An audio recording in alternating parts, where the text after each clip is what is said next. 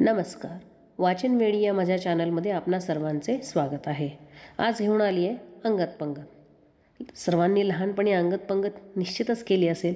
मला तर माझ्या लहानपणीचे दिवस खूप आठवतात. गेले ते दिवस, राहिल्या त्या फक्त आठवणी. नक्कीच. चला तर चालू करूया.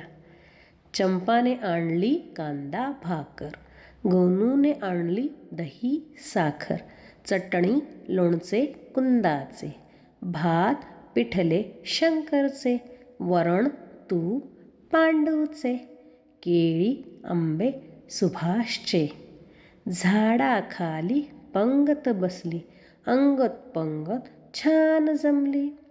आता यात काही वेगळे शब्द आले आहेत, ते तुम्ही माझ्या मागे म्हणू शकता. जसे की अंगत पंगत, गणूने, चंपाने, शंकरचे, आंबे, कांदा, कुंदाचे, सुभाषचे, वरण आणि तूप.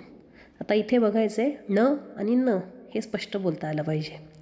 आपल्याला माझं वाचन कसं वाटलं हे मला कमेंट करून नक्की सांगा.